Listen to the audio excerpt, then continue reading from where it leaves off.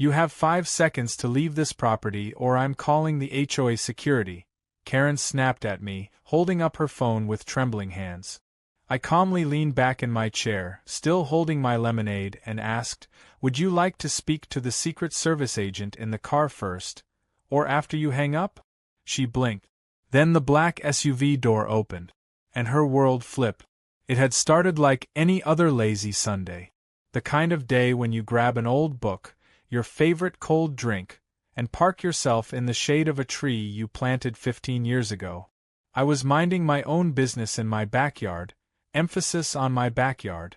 This was no shared space. Fully fenced, fully deeded, and fully separate from the chaos that occasionally festered in the HOA-run parts of the neighborhood.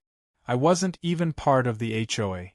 My property, built before the HOA was ever formed, sat like a peaceful island just outside their overreaching jurisdiction. But that didn't stop Karen. Karen wasn't even her real name. Her legal name was something like Jolene Madison Whitaker, but she wore the title Karen like a badge of honor. She had the pastel tracksuit, the oversized sunglasses, the platinum pixie cut, and the shrill, self-important voice that carried across fences like a nuclear siren. And today, she decided I was the villain of the week. I'd seen her stomping around lately with a clipboard and what looked like a homemade badge that read, HOA Vice Chair, Enforcer. I thought it was a costume. A joke. Apparently not. Because that afternoon, while I was reading under the tree with my lemonade sweating beside me, Karen strutted up to the property line and just stood there. She didn't say hello. She didn't even start with a question. She just looked at me like I was a raccoon digging through her trash and said, "You're not supposed to be here." I laughed at first. I actually looked around, thinking maybe she was talking to someone else. But no, she was glaring at me like I had personally defiled her flower bed.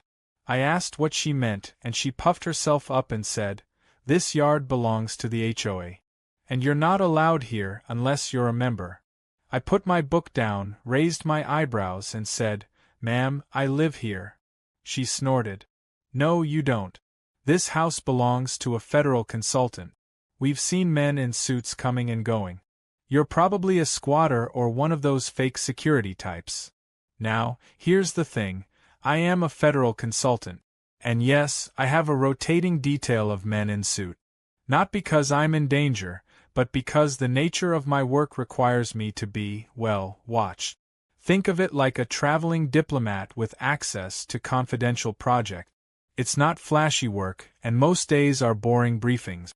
But it pays well and sometimes comes with black SUVs and people wearing earpieces. Apparently, Karen had been watching. But she had reached all the wrong conclusions. Before I could say anything else, she pulled out her phone and said she was calling the neighborhood patrol. I asked, "Is that an actual thing?" She scowled and replied, "Yes. And they have authority here. Unlike you." That's when I noticed Chad. Shirtless, tanned to the point of looking like worn leather, with wraparound sunglasses and cargo shorts, rolling up in a golf cart. He had a megaphone. Yes, a literal megaphone, and he announced, "Sir, you are trespassing on HOA-monitored property. You need to vacate immediately." I honestly thought it was a prank. I looked around for hidden cameras. This couldn't be real. I even smiled a bit, waiting for the punchline. But Karen started filming me. Chad started recording too. And the neighbors began to peek through their blinds like it was reality TV. I sighed and reached into my back pocket. No, not for a weapon, for my phone. I calmly dialed Rivera. "Sir," he answered quickly. "I think you may want to drive around back," I said. "We've got an aggressive HOA situation." "Understood," he replied. That was it. No panic. Just protocol. Karen saw me on the phone and started screaming about how I was pretending to be a secret agent, and that I was clearly a threat to the neighborhood. She yelled for someone to get the kids inside. Chad shouted, "We got a hostile," through his megaphone. I could barely keep a straight face. A few minutes later, the unmistakable hum of a high-end SUV approached. Black, armored government plates. It pulled up right outside my fence, and two large men stepped out. Suit. Sunglasses. Calm as ice. One of them nodded at me and then turned to Karen. "Ma'am, you need to step away from the property," he said. Karen blinked, mouth open. Chad dropped his megaphone. Rivera joined us in the yard, walked past me, and asked, "Everything okay, sir?" I said, "Karen here seems to think I don't live here." Rivera looked at her, deadpan. "Ma'am, this gentleman is a federally protected consultant. You have just interfered with a secure location." Karen's face went from confident to confused to absolutely livid. She screamed, "This is fake. You guys are all actors. I saw a video about this on YouTube." Chad was already backing away, golf cart slowly reversing like he'd seen a ghost. Rivera held up his badge. Karen swatted at it like it was a mosquito. "That's not real. I know my rights." Rivera tapped his earpiece and said, "We have a civilian refusing to comply with verbal commands. Requesting documentation team." Karen's jaw dropped. "Documentation team?" A second SUV rolled up, this one clearly marked Homeland Security. The logo alone made Chad trip over his own feet trying to flee. Karen stood frozen, clutching her phone like a lifeline. "You're all going to regret this," she shrieked. "I'm calling the news." "Ma'am," Rivera said, calmly stepping forward. "You're already live-streaming. That should suffice." And with that, Karen realized she'd made the biggest mistake of her nosy little life. But the show was far from over. Because the HOA wasn't done. And neither was I. Karen didn't just back off. No, that would have been far too reasonable. Instead, she doubled down with the same stubborn energy that toddlers use when insisting they didn't eat the cookies while covered in crumbs. The sight of not one but two black SUVs and suited agents would have made most people pause, maybe even issue a sheepish apology. But Karen looked at the agents like they were part of a community theater production she hadn't approved, still convinced this was some elaborate prank orchestrated to undermine her non-existent authority. She marched straight up to Agent Rivera, who stood like a statue behind his sunglasses, and demanded to see his credentials again. When he obliged, holding up the same official federal badge he had displayed minutes earlier, she scoffed and said, "Please, I could buy that off Etsy. You can't just flash shiny things and expect people to roll over." Rivera, never one to escalate, responded with silence and a slow, practiced blink that somehow made her more furious. Behind Karen, Chad was clearly having second thoughts. He leaned against his golf cart with his arms folded and eyes darting toward the gate, as if weighing the risk of making a break for it versus pretending to have a heart attack to avoid accountability. Karen didn't notice. She was too busy barking orders and waving her phone around like it was a magic wand that would turn law enforcement into dust. "You're impersonating government officials," she hissed. "And you're on HOA property without permission." Rivera gave a quick nod to his partner, Agent Lynn, who had just finished inspecting the perimeter. Lynn approached and spoke in a level voice. "Ma'am, this property is not governed by the HOA. It is registered under federal advisement status, with perimeter monitoring. You are currently trespassing." Karen's eyebrows shot up so high they practically met her hairline. "That's not possible. This is a residential area. You can't just declare land federal." "I'm not declaring anything," Lynn replied smoothly. "You're welcome to check with the county assessor's office. The parcel number is on file." Karen stared blankly, then decided that rather than verify anything, she'd go with her strength. Baseless accusations. This is some kind of deep state psyop. I've seen the videos. They said people like me would be targeted. I'm the real victim here. I almost choked on my lemonade, trying to hold back a laugh. Karen wasn't just wrong, she was catastrophically, publicly, and entertainingly wrong. She turned to me as if expecting me to somehow concede defeat. "You think this is funny?" she snapped. I shrugged. "Kind of." At this point, Chad decided to speak. "Maybe we should just de-escalate," he offered in a weak voice. Let's, maybe wait to hear from the board before doing anything else. Karen spun around and pointed a finger at him like a furious dictator. No. We can't back down now. This is our neighborhood. We don't take orders from federal actors pretending to be neighbors. Rivera tapped his earpiece again and said, HQ, advise we may need to conduct a misinformation evaluation. Civilian appears to be escalating under paranoid delusions, possibly influenced by conspiracy material. Karen's jaw dropped so fast it could have dislocated. Did you just call me paranoid? That's slander. Only if it's not true, I muttered under my breath. Rivera remained calm. You are being documented for unlawful interference with a federally monitored property. Continued obstruction will result in detainment. Karen backed up slightly but still held firm. I'm calling an emergency HOA meeting right now, she declared.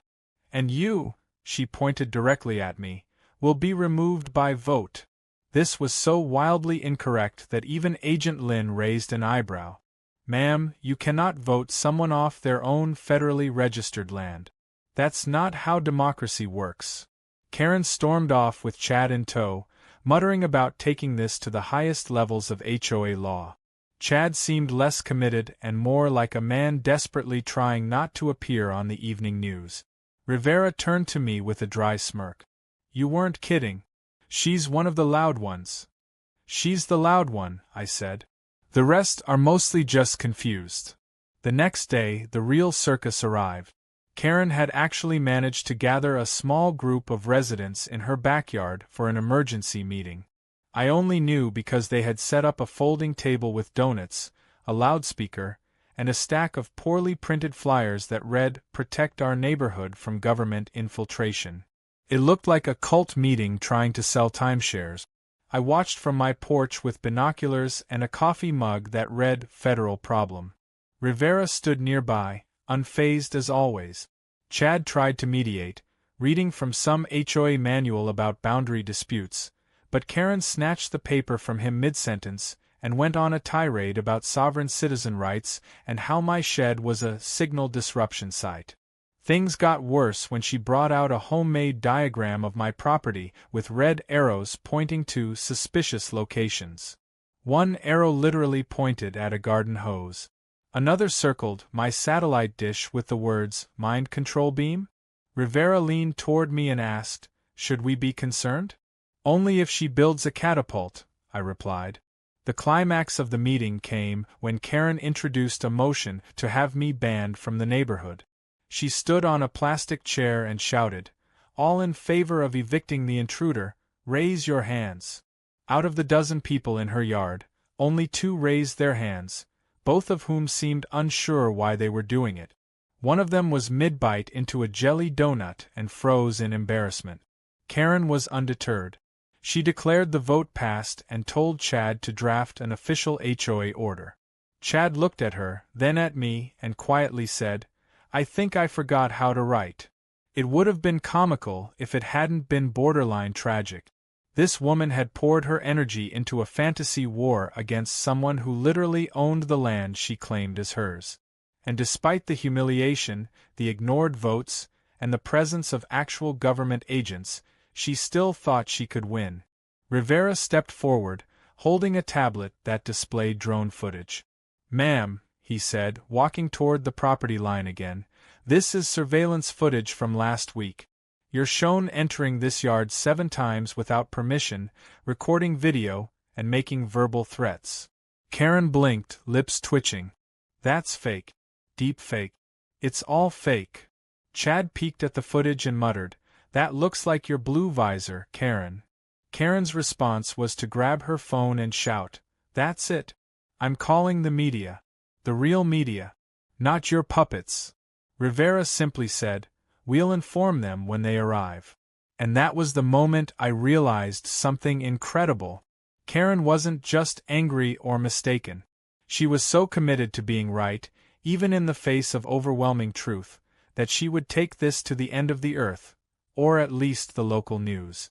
And that was exactly where things were about to go.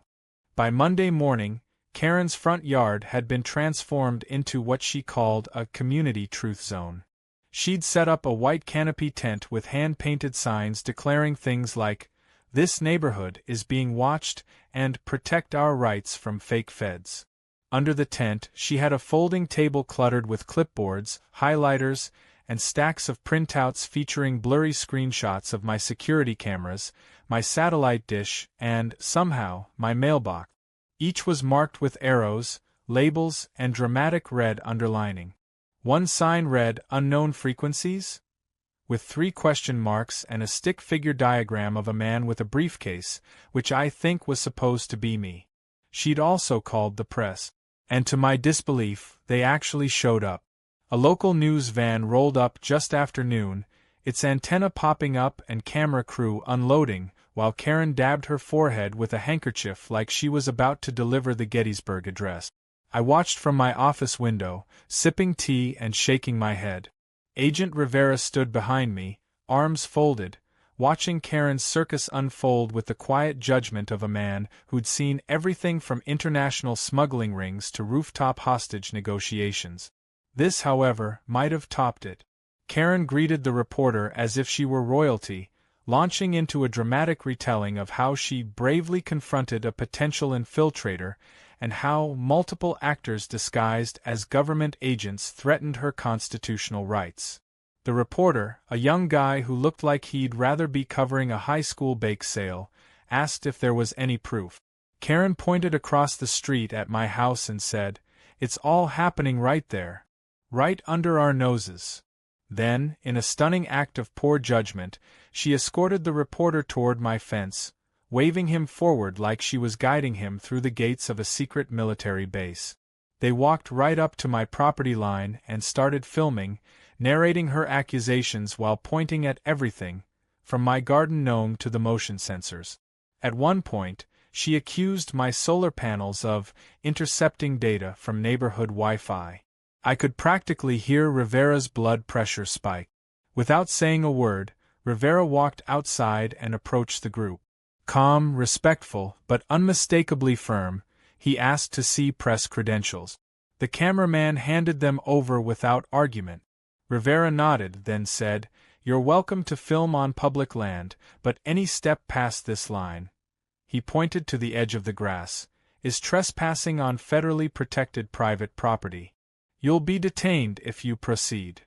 Karen launched into another tirade, but the reporter took one look at the agent's badges and gently backed away, muttering something about legal liabilities. Karen was clearly losing control of the narrative, and it only got worse when she realized the crew was packing up. "Don't you want the real story?" she barked.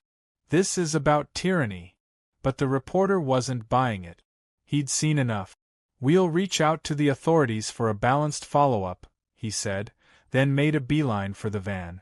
Karen tried to stop him, but he slipped inside, and the antenna dropped before she could finish yelling about 5G rays.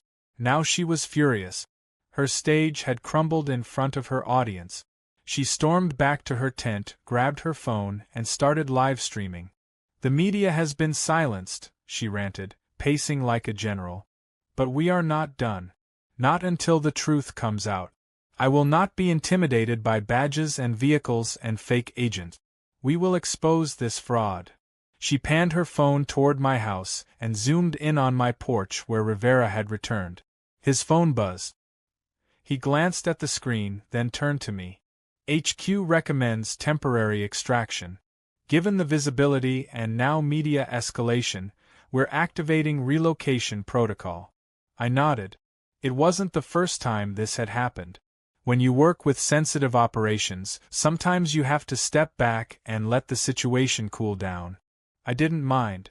The idea of letting Karen stew in her own madness while I disappeared quietly for a few days felt oddly poetic. I packed a bag and locked up the house. As I got into the SUV, I turned to Rivera. "You sure she won't jump the fence while we're gone?" He gave a slight smirk. "Actually, we're installing temporary barriers, surveillance alerts, and a few surprises." "Surprises? You'll see," he said. We left without fanfare. No sirens, no flashing lights. just two SUVs gliding out of the neighborhood. Karen came running out of her tent, trying to film the departure, screaming about how they were fleeing before the real investigation began. She waved her phone wildly like she'd just broken Watergate. The moment I was gone, Rivera's team moved fast. A new perimeter sign went up at my fence. It read, Federal Surveillance Zone Entry Restricted under Title 18 U.S.C. Section 1382. Karen stared at it, puzzled but intrigued. Then a crew installed a small camera tower, barely noticeable unless you knew what to look for. They weren't playing anymore. Karen, of course, didn't take this as a warning. She took it as a challenge. The very next morning, she crept across the street in a robe, phone in hand, narrating her walk toward what she now called the forbidden fence. She crouched low like she was evading snipers. Then she did it. She reached over the fence, touched the camera pole, and said, "See? They can't stop us. This is still America." What she didn't know was that her every move was being live-streamed back to a secure server. The moment she breached the boundary, a silent alarm triggered. Within 20 minutes, a federal response vehicle arrived. Karen was still pacing in her yard, ranting into her phone when the officers approached. She barely got a word out before they placed her under arrest for trespassing on a federally protected property. The neighborhood watched in silence as she was read her rights and placed into the back of the cruiser. Her phone clattered to the sidewalk. The camera was still rolling. Chad came out of his house just in time to see her being driven away. He rubbed his eyes like he couldn't believe it had gone this far. He looked across the street at the empty driveway where my SUV used to sit and muttered, "This is why I don't do committees." The fallout was instant. Screenshots of her arrest video hit local social media. Someone added music to the footage. Bad Boys was the obvious choice. By noon, it was trending under hashtags like hashtag Karen vs. the Feds and hashtag Backyard Battles. Her tent was taken down by two HOA volunteers who clearly wanted no part in her crusade anymore. Back at the safe house, I was watching the whole thing on a tablet while sipping coffee. Rivera handed me a plate of eggs and said, "She finally crossed the line. You were right." "About what?" "That she wouldn't quit until she got herself arrested." I smiled. "And this is just the halfway point." Karen's arrest video spread through the neighborhood like wildfire. By Tuesday morning, nearly every resident had seen it. Someone had even projected it onto their garage door during an evening barbecue, complete with commentary and popcorn. No one openly laughed during the playback, but the smirks, the cough-suppressed chuckles, and the occasional play-it-again requests made it clear. The tide had turned. Karen, once the self-proclaimed guardian of HOA purity, had become the neighborhood punchline. Her grand cause had ended with her in handcuffs and her live stream abruptly cutting off with the sound of a car door slamming shut. At first, a few of her loyalists tried to spin it. One neighbor, Mrs. Langley, posted on the community board that Karen had been abducted by rogue agents for asking too many questions. But when the official police report dropped, detailing her federal trespass violation and the footage showing her clearly crossing the marked line, even the conspiracy diehards started backing off. Chad, perhaps realizing the HOA was now in deep waters, quietly stepped down from his self-given role as neighborhood watch commander and returned to quietly power-washing his driveway in peace. In a twist no one expected, the very next day brought something even more surreal, an FBI-sponsored cookout. It wasn't a full-blown agency event, but Rivera and his team, trying to ease tensions and perhaps salvage the relationship between the federal presence and the civilian neighbors, decided to host a small appreciation event. They set up a modest barbecue grill in my backyard, now nicknamed Area 52 by the neighbors, and invited everyone on the block. At first, people arrived cautiously, unsure if it was some kind of sting or surveillance trap. But once they realized the food was real, the drinks were cold, and the agents weren't in the mood to interrogate anyone, the atmosphere shifted. Agent Lynn stood at the grill, flipping burgers with surgical precision. Rivera handled drinks, handing out sodas and water like a bartender in a no-nonsense lounge. Kids played on the grass. Adults mingled. People brought side dishes. One family even brought lawn chairs and sat in the shade, chatting with my detail like they were old friends. Nobody asked intrusive questions. They just hung out. It was the most peaceful the neighborhood had felt in months. From her house, Karen watched everything unfold with curtains barely parted. She was out on bail, obviously under strict restrictions, but she hadn't spoken to anyone. Her lawn had gone untrimmed. Her usual front yard presence had vanished. Some said she was planning a comeback. Others said she was consulting a lawyer. But in that moment she was just a ghost behind a window, watching the community gather without her. Rivera approached me with a paper plate stacked high with ribs and coleslaw.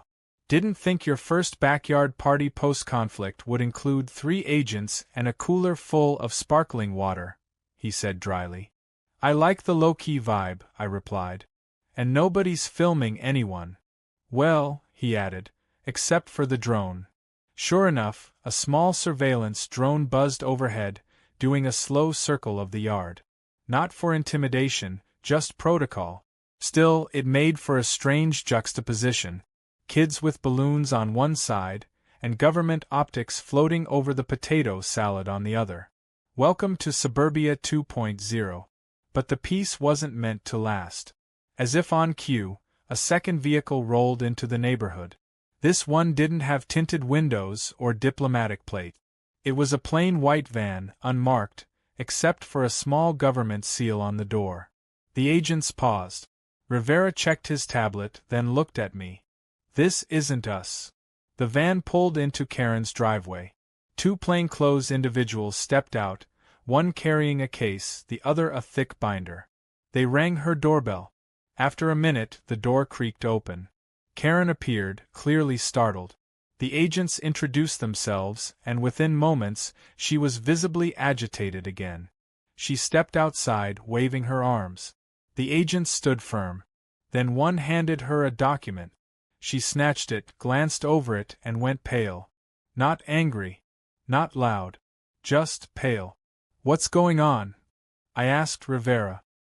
He checked his feed, then nodded slowly. "Oh. That's not us. That's financial crimes. IRS maybe. Looks like she's being served." "Served for what?" "Misappropriation of HOA funds. Embezzlement investigation." I nearly dropped my fork. After all this time, all the accusations she hurled, all the fake laws she quoted, Karen had been robbing her own HOA.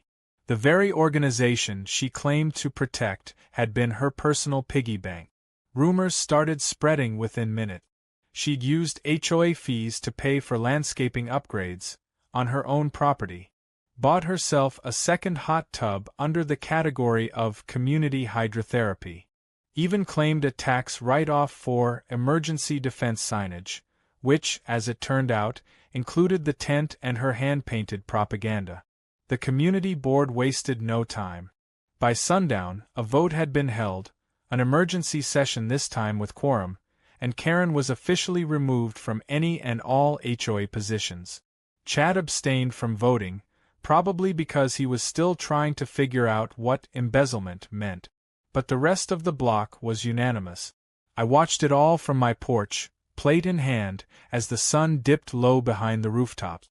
A calm, golden hour fell over the neighborhood, broken only by the sound of the IRS agents knocking on Karen's door one final time to collect signatures. She opened the door and stared at the neighborhood one last time. This time, nobody was watching her with admiration. No phones. No allies. Just silence. Then the door shut again. Rivera joined me with a nod. "You know, I thought I'd seen some weird assignments in my time. But this one? Karen might be the strangest threat we've ever had to document." "She's not a threat," I said, "she's a case study." He laughed. "We should publish a paper." The next day, the signs on her lawn were gone. No more conspiracy boards. No more red arrows. The tent had collapsed. The HOA finally approved a petition to have her fence replaced with a lower, see-through one for visibility and safety. Her property looked emptier than ever before. And as we packed up the last of the barbecue leftovers, someone placed a little sign on my fence. It was small, wooden, and hand-carved. It simply read, "Karen-free zone." No one admitted to making it, but everyone smiled when they walked by. The neighborhood was healing. Slowly. Awkwardly. But it was healing.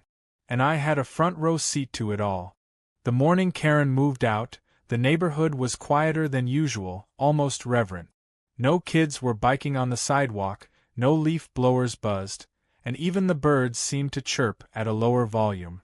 It wasn't that anyone felt sorry for her. She'd burned every bridge and detonated the ashes, but there was a sense of closure in the air. Like the final chapter of a long, ridiculous book had been read and the cover was now being shut for good. A single moving truck sat in her driveway, engine running, while two men loaded her belongings in mechanical silence. She didn't greet anyone. She didn't yell or glare. She didn't even look up. Dressed in a plain sweatshirt and oversized sunglasses, Karen simply sat on her porch steps with a large tote bag at her feet and a clipboard clutched to her chest, as if still trying to cling to some version of authority. From my porch, I sipped coffee and watched without comment. Rivera stood beside me, arms folded, a small smile playing at the corner of his mouth. He wasn't gloating, he never gloated. But the end of the Karen saga had brought a distinct lightness to the neighborhood, one he and his team had earned. When the last box was loaded and the door of the truck slammed shut, Karen stood, took one final look at the street, then got into the passenger seat. The truck pulled away slowly, leaving behind only a patch of dead grass and a sun-faded, HOA proud sticker peeling off her mailbox. No one waved. Within hours, the neighborhood board, newly formed after the HOA's emergency re-election, sent out a welcome letter. It included an apology. Not just to me, but to every resident who had been affected by Karen's fabricated rules, her bullying emails, and her fantasy enforcement team. They promised transparency, accountability, and no more neighborhood patrols led by unqualified volunteers. It wasn't perfect, but it was a start. They even invited me to join the board as a consultant, joking that my experience with federal de-escalation might be useful in heated meetings. I respectfully declined. I'd had enough HOA drama to last a lifetime. As a final act of symbolic closure, the board hosted a small unveiling in my backyard, a surprise they had put together with the help of Rivera's team. It was a smooth stone bench placed under the same tree where I'd first been told to leave my own yard. Etched into the surface was a single phrase, "He stayed." Below it, in tiny lettering, someone had added, "Property owner since 2010. Everyone laughed when they saw it, including Rivera, who said it was the best taxpayer-funded bench he'd ever sat on. The neighborhood settled into a new rhythm. Kids returned to the sidewalks. Weekend cookouts came back. People started waving again. The tension that had lingered in the air like fog for months slowly dissolved. And with it, the strange legacy of Karen's self-appointed reign began to fade. But not entirely. A few reminders remained. Like the fence post she'd carved her initials into, or the path in the grass where her HOA enforcement routes had been marched over and over again. One of the most noticeable changes came in the form of the new family that moved into Karen's old house. The Parkers were a retired couple who immediately introduced themselves to everyone, passed out baked goods, and asked permission before hanging string lights on their porch. Within 2 weeks, they joined the community garden project and hosted a chili cook-off. During their welcome dinner, Mr. Parker raised a toast and said, "We heard about the last tenant. We promise we only enforce bingo rules." It got a standing ovation. Meanwhile, I returned to my usual schedule. I traveled less, worked more from home. The agents rotated as needed, though the presence was scaled back to just 2 now, usually Rivera and Lynn. We installed additional security features, discreet but effective, just in case another self-appointed lawmaker decided to challenge reality again. Rivera occasionally brought donuts, now on a first-name basis with most of the block. I caught him once playing catch with the neighbor's dog, his sunglasses tucked into his shirt, laughing freely for the first time since his arrival. About a month later, something strange happened. I was walking out to grab the mail when I spotted a teenager from 3 houses down fiddling with what looked like a string of rope along his fence. Curious, I asked what he was up to. He grinned and said, "Trying to stop squirrels. Don't want 'em chewing wires." I nodded, and as I turned to walk away, I heard him whisper to a friend, "That's the guy. The one who had the Secret Service and everything." They both stared at me with a mix of awe and fear, as if I might summon a chopper with a snap of my fingers. I didn't say anything, just smiled and went back inside. The legend of Karen had faded, but apparently, the legend of the man she tried to evict had just begun. A few weeks later, the neighborhood organized a block party. This one had a DJ, a bounce house, even a taco truck. It was easily the biggest event we'd ever hosted. I walked through the crowd, waving to people, laughing with neighbors I barely used to talk to. And then I saw it. Someone had made t-shirts that read "Federal Yard Crew," with a cartoon version of me holding a lemonade and 3 suited agents behind me. Another shirt read, "Karen Free Zone," with a red circle and slash over a shrieking cartoon lady. Rivera got one in every color. As the sun set and string lights flickered across the street, I took one final look at the house across from mine. Quiet. Still. The Parkers were inside, probably watching a documentary or preparing another batch of muffins. The chaos had passed. Peace had returned. But just to be sure, I installed one last motion sensor by the fence. Not because I expected trouble, just because I'd learned that sometimes the wildest problems wear pastel tracksuits and carry clipboards. And if one ever showed up again, well, I had the agents on speed dial and a neighborhood full of witnesses. And more importantly, I had never left my yard. Not once. Not even when told to. Not even when she called me an intruder. Because the truth had always been simple. This was my home. And no matter how loud Karen screamed, how many rules she invented, or how many imaginary patrols she threatened to summon, I wasn't going anywhere. Some battles don't need fists or fury. Just patience, truth, and a lawn chair in your rightful yard.